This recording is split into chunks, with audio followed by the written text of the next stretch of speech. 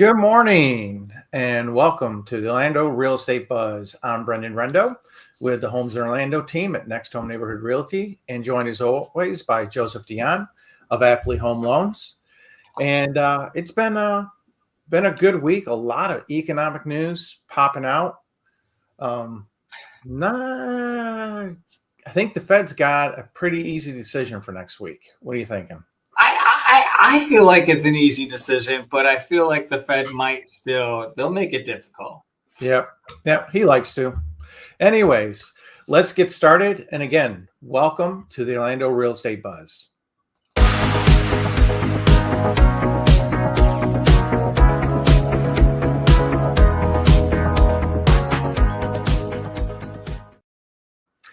So, Joe, even though the federal government can't get their stuff together yet as far as jobs numbers and some other reports, we have gotten some not so great news over the past 2 days as far as the jobs outlooks go.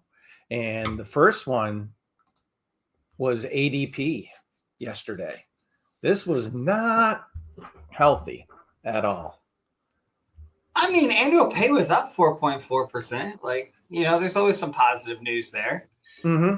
But seeing jobs shed, that's continual. This is a sign. We're seeing the data picks back up, and we're already seeing that what we know is occurring is actually occurring. Yep. And we've talked about it, and a lot of times your gut tells you what's really going on. Less the numbers, less everything else. Just your gut does.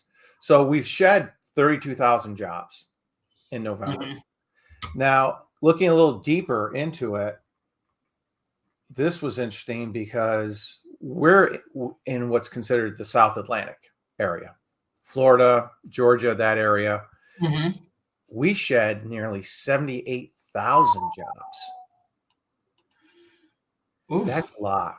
And I watched the Orlando Business Journal, and you've seen a number of layoffs announced mm-hmm. over the past 3 or 4 weeks. Companies downsizing, kind of preparing themselves for next year. And you're seeing a lot of that. And then this morning, the Challenger report came out, which is the projection of layoffs going on. Yeah. And we're looking at roughly 71,000 price cuts going on. Or excuse me, not price cuts, but layoffs. You got the pup in the background. It's distracting. Yeah, Joey's. but it is this is the Challenger is this is what's being. These are larger companies that are reporting this, and that's a big number. And to see that number right now in December, usually you see it kind of soften during the holidays. Companies, people have hearts, they don't like to do these type of things right before the holidays, or in the thick of the season. Usually they hold off a little bit. So when you see this happening and you see these larger numbers, it means hey, the scales aren't that great on what's going on. Yeah, you're looking at a lot of companies, and they're probably looking at end of year numbers and saying, I've got to get these numbers boosted a little bit for mm-hmm. for my shareholders. And one way I can make those numbers look a little bit better is to do some layoffs. So that's, no one likes to do it during the holidays. So that tells you that their numbers are actually really tight, and they're trying to find ways to make those numbers look better overall for people. Mm-hmm. But looking long haul, these continued layoffs is not a good look for the overall economy whatsoever. Mm-hmm. And people who are out there looking for jobs now have more competition and less jobs being offered out there. Yep. So it's just gives you that feeling that the overall economy isn't looking so great. And then when we look at the housing market and what's going on there. Currently, you're seeing this a lot, and you'll see it in the numbers when we look at them for Orlando this week, in that the delistings have skyrocketed. And right now, roughly about 28% of sellers have taken their homes off the market. That's a big number of homes. Yeah, that's a lot. So they're taking them off because they feel that they're not, a lot of them feel like they're not getting the price that they should be getting for their homes.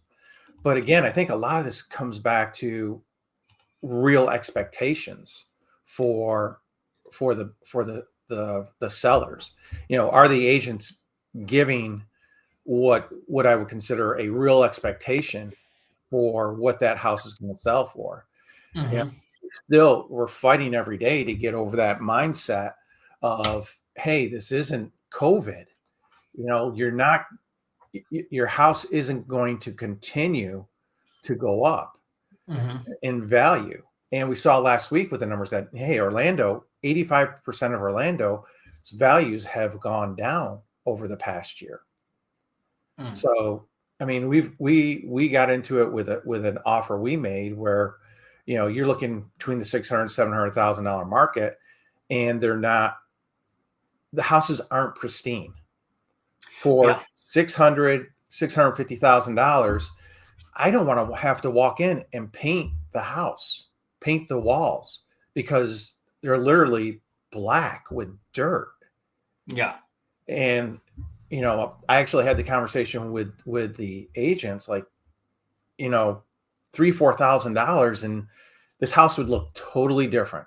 It would have a totally different feel when you walk in. Well, it's like you said, like, you get this price point, and you're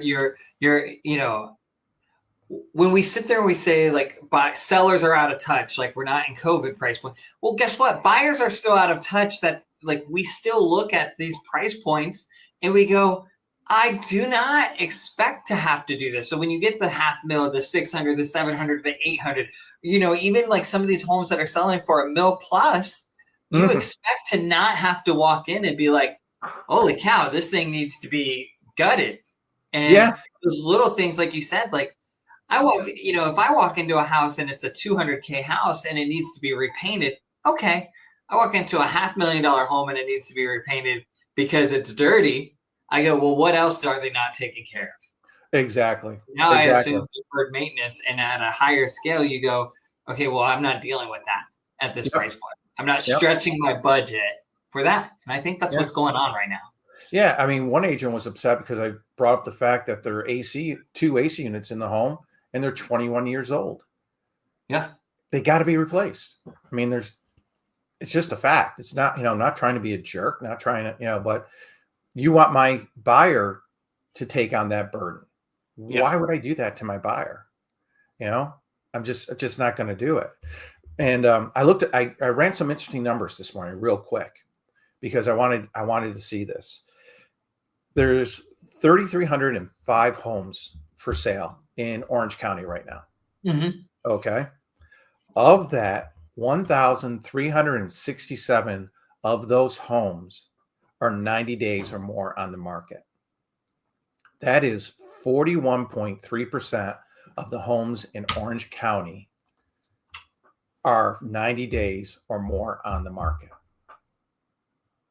Can you believe that, thinking back to just a couple years ago? Yeah, it's wild.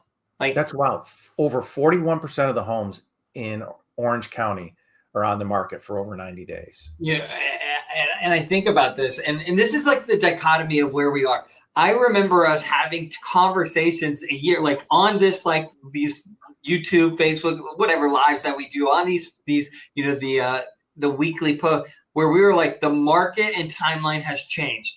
Like people are still acting like you're in a marketplace that was 15, 20 years ago of timelines for listing. Well, it's kind of funny because we're starting to go back to that where, before it used to be if it was on the market for 30 days, like something's wrong, we're already past it. We were like, okay, well, with the internet, with everything, like it's 10 days. Like, are we lining back up that the market's changed to such a significant extent that 60, 90, 120 days is the norm. Yeah. It is what a seller should be expecting now, but conversely, when it shows beautifully, it sells like that. Yeah. The homes that are taken care of. I've got a fantastic new listing that went live this morning, but he has maintained everything. You walk in, the house is spotless. You don't have to paint anything. You don't have to touch up anything. We went through, made sure, the few things that need to be fixed got fixed. Mm-hmm. And you literally, at a $400,000 price range, can walk into this house and just put your furniture down and not have to worry about anything. Mm-hmm. And those are the ones that are still selling. To me, it's I think a lot of realtors are afraid to have that real tough conversation with their sellers that, hey, 90 days on the market, there's something. You've got to have, if you're not getting showings, you're not getting feedback, but it just tells you. We've always gone by a rule of thumb that if I'm getting 3 showings a week on a house, I've got it in the ballpark. But if I'm getting 3 showings and I'm not getting an offer, then I'm a little bit high, So there's something, and to just let your house sit on the market and not either change price or go in and, from the feedback, hey, maybe I need to spend, $3,000, $4,000 to get this house painted to make it shine up a little bit, some simple things. I just think a lot of real estate agents are afraid to have those conversations with a lot of their sellers because they're afraid of losing the listing. So, but that kind of rolls into what Zillow's showing as far as discounts that are being provided. Based on their October numbers, these are some of the largest discounts that we've seen on houses in a long time. The average discount right now is roughly about $25,000 per house. Which, when you think of when we go through our numbers, that's pretty darn close to exactly what it is here in Orlando. Yep. So there's plenty of opportunities, and the pool of buyers is so small that sellers you're going to have to adjust. And right now, what I have to say to buyers though is, boy, this next month can be an absolutely fantastic month to go out and get a house under contract. And Joe, I know this for a fact, can still get it closed before the end of the year. Yeah. So that you can get your homestead. If we get it you get under contract before the end of the weekend, I feel good. I've seen him do miracles for me. So just letting you know. Okay. He'll use some of that Christmas magic that's in the So, but you're looking at the discounts that are being given, and then the builder sentiment has decreased. And here's the big thing with them right now: they've cut on 41% of their homes, their sales prices. Wow. So builders are cutting prices, sellers are cutting prices. We're negotiating discounts. So as a buyer, this month really can be one of the best months for you to get out there and take advantage of what's going on in the market. And with all this going on, we went with the Fed. What were we at about 2 weeks ago? About 43%, 37%? Yeah, below 50% on a Fed rate cut. It was wild. Rate cut. And you've seen a little tippet in the news. Oh, if we think the Fed signaled. Right now, we've jumped to an 87% chance that the Fed's going to cut next week. I think it's a definite right now. I think it's a definite, especially after the Challenger report and the ADP report, that they are going to cut next week. Now, here's the problem: is over the past several cuts that we've seen, what has happened to the mortgage rates the day after? They've gone up, but this might actually be a little bit different. You know why? Because this is the first time we haven't front loaded the market's going down. Like if you take the September, if you take the last couple, rates steadily went down before the Fed cut, and then the Fed cut, and then they bounced up after. Yep. Rates are getting worse right now. Like today is where, like the last 2 days since we had a great week before Thanksgiving, leading into Thanksgiving, it was great. We were seeing everything. I mean, if you look at them, and then from Thanksgiving on, it's not been as pretty. No, we actually shot up to roughly what rates were 4 weeks ago. Yesterday was interesting because yesterday it dropped to about 4.05 on the 10-year. Yep. So you had that little bit of window where I don't know if did they pass the rate cuts through to you, or they kind of like all sit and like, They kind of sat because, for good reason. Look what it did today. Yep. We're back up to where we were 2 days ago, that 4.110. And you watch what's going on around the world with, especially right now, Japan. And the Japan interest rates. That Japan arbitrage play is gone. It's gone. And that's hurt a lot of people really, really bad.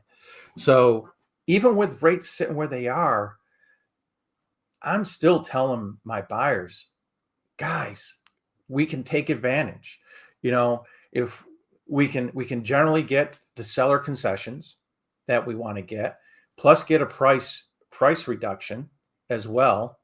So if we need to, we can go to you and say, Joe, hey, what if we take 1% of our seller concession and use that for a buy down? How, can that help us out? Will that help bring things back? So, there's so many ways to maneuver the numbers together as a team that we can really make it attractive for a buyer right now. Yeah. And when you look at that inventory that's sitting, when you've got 13 or almost 1,400 homes in Orlando that have been sitting for 90 days, use it to your advantage, because a lot of these sellers are not everybody wants to delist their home. They obviously want to sell it. So take advantage. I mean, most of these homes, you got to remember, still have anywhere from a 30 to 40% appreciation value from when they bought it. Yeah. Unless they bought it within the past couple of years, most people are looking at anywhere from a 30 to 40% appreciation. So if they're looking at that 30 to 40% appreciation, hey, you know what? They may walk away with a 30%, profit, as opposed to a 35% profit. Better than no profit at all and having to sit in your home, or in a lot of cases, these are people who have moved for either relocation reasons, family reasons, and they're now sitting with 2 mortgage payments on a home, which is absolutely nuts. No one wants to carry 2 mortgages whatsoever. So let's get into our Orlando numbers for the week. I mean, they don't look good, but we also had a holiday. Yeah. So kind of take it with a grain of salt. We've dropped down to 296, which is an extremely low level. But again, it was a short week. But here's the big thing. We had talked about the number of sellers taking properties off the market.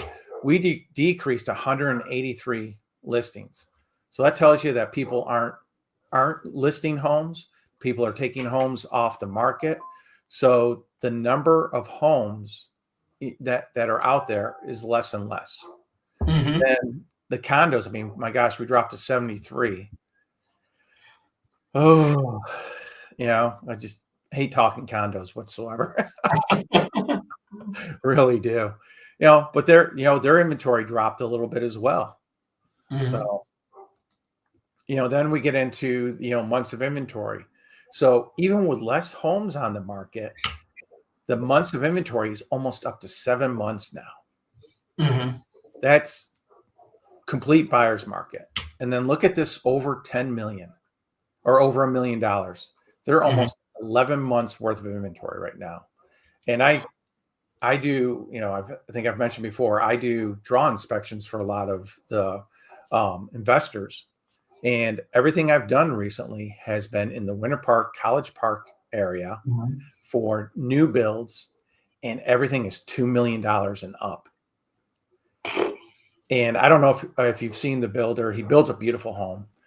It's Lou. He's from Brazil, Liu. Oh, yeah. I believe what it is. But I get his emails, and I believe he's got 10 or 12 homes that are completed and sitting on the market. Can you imagine the carry that he has on those notes? Ow.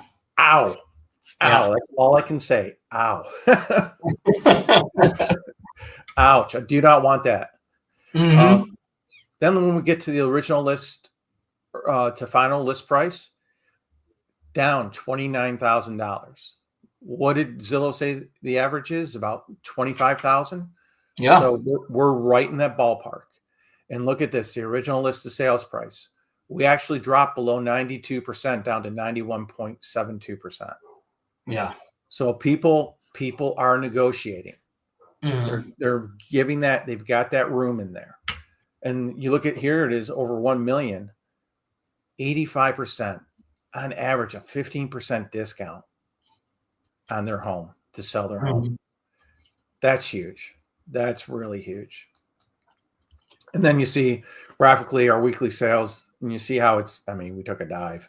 The week before was rather good, but took a dive. It'll be very interesting to see what happens in December. And then really since mid-October, we have had a continual decrease in the number of homes on the market. I got a feeling that December, we're not going to see a lot of new listings. I think just a lot of people, it's been a, I think economically a very exhausting year for a lot of people. Yeah. And I think until the second week, usually the second week of January is when we start seeing new homes pop on the market. I think that's when we'll start seeing that inventory increase. But we're still up, over 17% in inventory over last year, which that's still a good amount of inventory that's sitting out there on the market. Then in the condos, months of inventory, we're actually 13 and a half months of inventory. That's just a little bit. Just a little bit. 34 months, almost 3 years of inventory. Almost 3 years of inventory. That's wild. And what's amazing, that's only 298 units.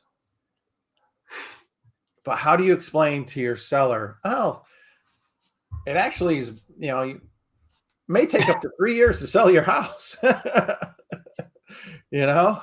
Depending on how it's priced.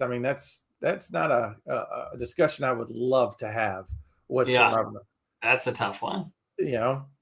But original list to sales price, 92.5%.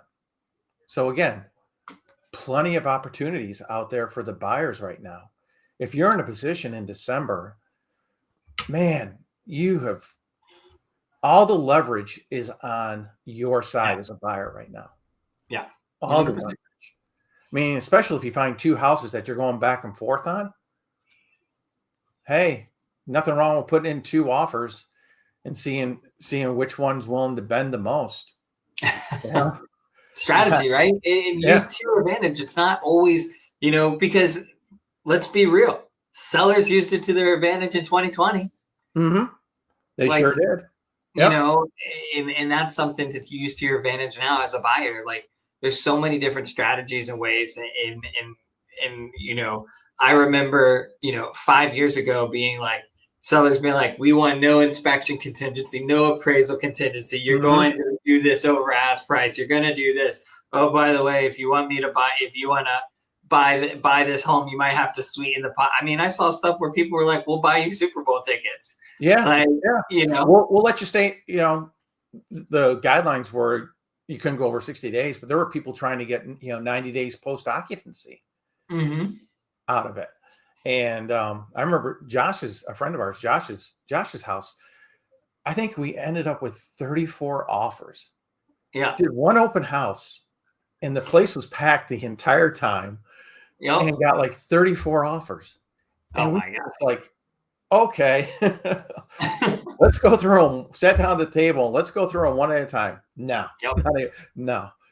Throughout like the first 30 of them, because they weren't even close to what the other people were offering, and it was just absolutely amazing how it went. But now you're right. It's, hey, buyer, use it to your advantage. Well, they're looking at another house. Yeah, they are. Yeah. We're not, if it's not what we want, we're not going to bend. We don't have to bend right now. Yep. It's how bad do you actually want to sell this house? So anyways, great to see you again. Thank you all for joining us here at the Orlando Real Estate Buzz. We'll be back next Thursday. If you're on YouTube, Facebook, please like and subscribe and join us every week. Take care.